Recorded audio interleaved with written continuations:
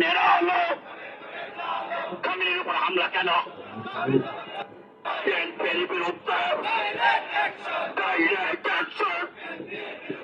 এগুলো নেরালো করে করে চালো। এগুলো নেরালো খমেনির উপর হামলা কেন?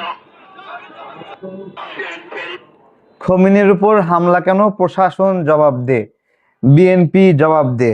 মনে হচ্ছে খোমেনি ওর চাচাতো ভাই হয়, জ্যাঠাতো ভাই হয়, যারে মেরে ফেলা হয়েছে এবং সে তার জন্য বিচার চায়। অথবা বিষয়টা এরকম যে ঢাকা ৮ নম্বর ওয়ার্ডের কমিশনার খোমেনি কেন মরল, এই জন্য বিএনপি জবাব দে। তো এই হলো যেই দেশে জামাতের মতো মূর্খ এবং কাণ্ডজ্ঞানহীন দল আছে, সেই দলের অবস্থা কি। এরা সেম একই কাজ করছিল, যে পাথর মারে একটা মানুষকে মারা হলো না, ওই সময় স্লোগান দিছিল পাথর মারে মানুষের হত্যা, সেই হত্যার বিরুদ্ধে স্লোগান বলতেছে পাল্লা পাল্লা পাল্লা দাড়ি পাল্লা। বুঝছেন, মানুষ হত্যার প্রতিবাদে স্লোগান পাল্লা পাল্লা পাল্লা দাড়ি পাল্লা। তো এই জালিমদেরকে নিয়ে কি করবেন? আজকে জামাতের আমির শফিকুর আমিন পোস্ট করছে হলো এই যে ইরানের উপর হামলার বিষয়ে, কিন্তু সেখানে আমেরিকার নাম বলতে নারাজ। তো এই হলো বিষয় যে যারা হামলা করছে তাদের নামটা বলতে চায় না। আজকে কথা বলবো আমাদের মধ্যপ্রাচ্যে যে সকল মুসলিম দেশগুলো আছে, ইসলামিক কান্ট্রিগুলো আছে, যাদেরকে আমরা ইসলামিক কান্ট্রি হিসেবে জানি, সেই কান্ট্রিগুলোর অবস্থা কি। সেই কান্ট্রিগুলোর মাটি ব্যবহার করে, আকাশ ব্যবহার করে এখানে ইরানের উপর হামলা হয়েছে। স্পষ্ট করে বলে আরো যে সৌদি আরবের বিমানবন্দর, কাতারের বিমানবন্দর, ওমানের বিমানবন্দর, দুবাইয়ের বিমানবন্দর, বাহরাইনের বিমানবন্দর, লেবাননের বিমানবন্দর, জর্দানের বিমানবন্দর, এই বিমানবন্দরগুলো ব্যবহার করে সরাসরি ইরানের উপর হামলা করা হয়েছে। এবং বিষয়টা এরকম না যে আমেরিকা থেকে একটা বিমান তেল ভরে নিয়েও বোমা নিয়ে আসলো, সেটা নিয়ে ইরানে মাইরা যায় চলে গেল। এত দূর লেন্থের কোনো বিমান নাই যে আমেরিকা থেকে ইরান পর্যন্ত উড়ে আসবে, হ্যাঁ, এসে বোম মারে চলে যাবে। তো বিষয় হলো এটা পার্শ্ববর্তী দেশ যেগুলো মুসলিম কান্ট্রি বলে আমরা জানি, সেগুলো এই ঘটনাগুলো ঘটাচ্ছে। তো এই হলো একটা সামগ্রিক বিষয়, আমাদের দুঃখের বিষয়।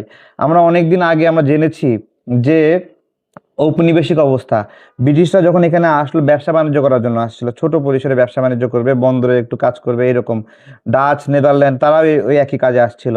কিন্তু পর্যায়ক্রমে কি হলো, আমাদের পুরা উপমহাদেশ, এই যে আমরা সার্কভুক্ত দেশ অথবা এই অঞ্চল সামগ্রিকভাবে ব্রিটিশ উপনিবেশে রূপান্তরিত হলো। ব্রিটিশ উপনিবেশ সময়ে ওই সময়ের বিভিন্ন জমিদার, রাজা, বাদশা যারা ছিল, তারা ব্রিটিশদের কাছে, ব্রিটিশ শাসকদের কাছে কীরকম নিপীড়নের শিকার হয়েছে, কীরকম তারা নতজানু ছিল, আপনারা তো জানেন সেটা। আজকে আমেরিকা এবং মধ্যপ্রাচ্যের দেশগুলোর মধ্যে যে সম্পর্ক, সেই একই উপনিবেশিক অবস্থা আসছে কিনা বলেন? এই দেশগুলো, সৌদি আরব একটা স্বাধীন দেশ কিনা আপনাদেরকে জিজ্ঞাসা করছি। এই যে সৌদি আরব অনেক দিন আগে উসমানী খিলাফত, উসমানী শাসন যে ছিল, অটোম্যানদের আওতায় কিন্তু এই আরব ছিল। সেই আরব অটোম্যানদের আওতায় যখন ছিল তখন একরকম ছিল, কিন্তু এই যে তৃতীয় বিশ্বযুদ্ধের সময় এই যে তারা এই অঞ্চলের মানুষ তুরস্কের বিরুদ্ধে, অটোম্যানদের বিরুদ্ধে সংগ্রাম করলো, যুদ্ধ করে এরা আলাদা হয়ে গেল। তারপরে কি হয়ে গেল, আল্লাহ রাসুলের আরব হয়ে গেল সৌদ বংশের আরব, সৌদ আল আরব।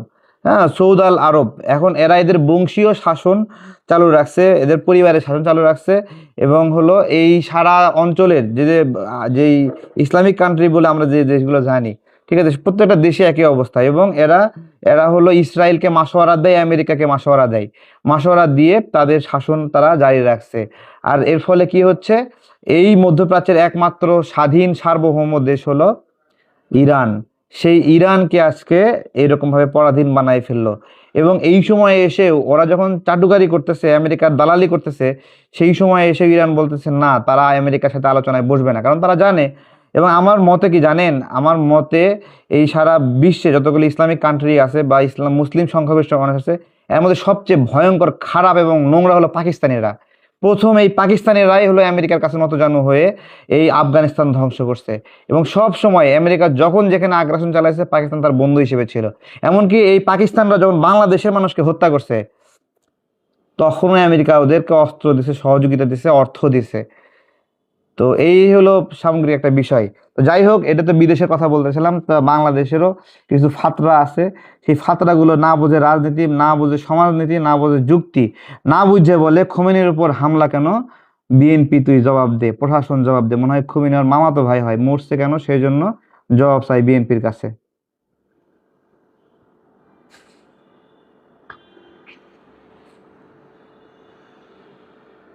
লাইভ শেষ তো, আপনারা জান না?